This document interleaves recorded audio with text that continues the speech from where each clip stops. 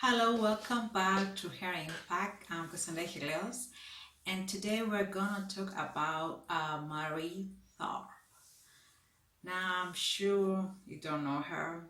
She was an inspiration and a motivation factor for maybe all women around the globe that are into geology and girls, of course.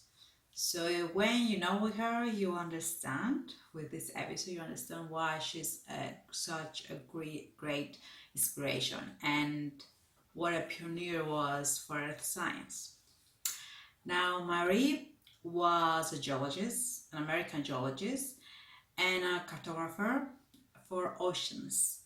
So her discovery was breakthrough in earth science.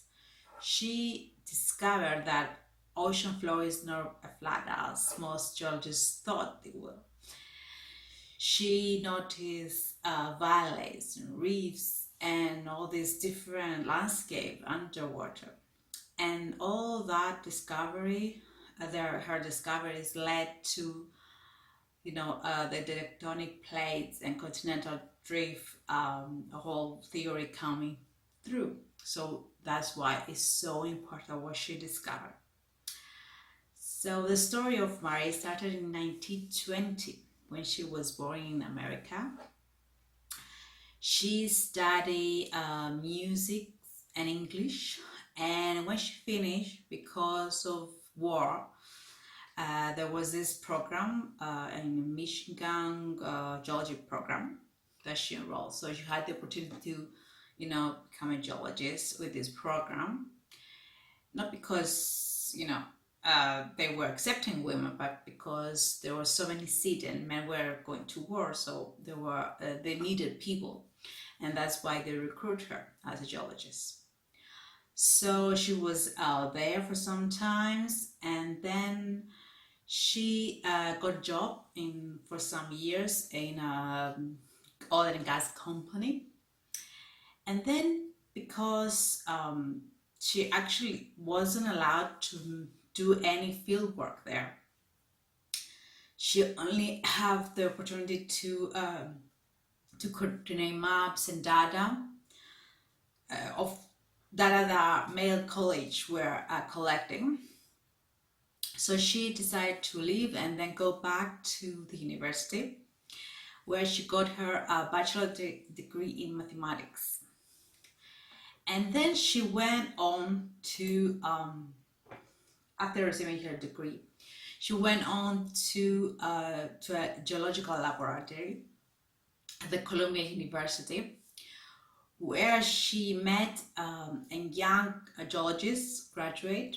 His name was Bruce Heason, if I am pronouncing correctly, and they worked together for 30 years.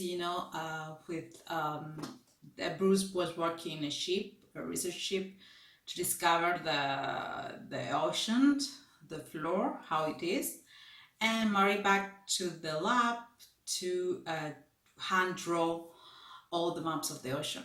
So that's really exciting, I guess, really lonely job for Marie. And the reason that Marie wasn't allowed on the ship, they didn't allow any woman going to the ship for the research. That's really important, because back then women that were not in their science, actually from 1920 until 1970, the PhD doctorates in earth science were like less than 4% in the USA. But because of her, the war and so on, she can actually pursue her passion in earth science and mapping. So that experience of make the data visualized with drawing maps actually help her, because that difficulty helped her to make a breakthrough discovery. And in 1957, Marie realized there are some, that the floor of the ocean is not really flat like most geologists believe. There were valleys and ridges in the mid-Atlantic ridge, later we know. so the Atlantic Ocean. Then she discovered that, and she was telling that to Bruce, but she didn't believe her. He said there were girls talk. That's how he put it. And she spent 1 year to convince Bruce. And after a lot of data about earthquakes in the reef, he accepted that. And when he went to be recognized, and Marie did not recognize for her reach, the Mid-Atlantic Ridge was discovered in 1872. So it was like 15 years after Marie discovered it. When they they make measurements in the ocean, and later with the new technology in 1925, they confirm it with sonar. So actually Marie Tharp actually saw the mid-ocean ridges. They have reef valleys. That's what her discovery. And a lot of geologists didn't accept that. They, as Bruce was saying, was girl talks. And when he discovered, Bruce, that Marie was correct, the whole world changed. So geologists accept that. And what Marie did actually, she discovered the backbone of Earth. How the oceans were created. She discovered that in the mid-ocean ridges, which is famous because of the tectonic plates theory they discovered. So after Marie was there in the Columbia University, she was dismissed by the founder of the lab. He kicked her out. And then Bruce, she got from another university. He got Duke University in the 65. She got a pass from Marie to work with him until he died in 1977. And then after she opened her own company in 1983 until her death in 2006 from cancer. She died then. And she made a fellow program for women that, to help her financing their studies and for promising women's research. So Marie was a pioneer, and we don't know her.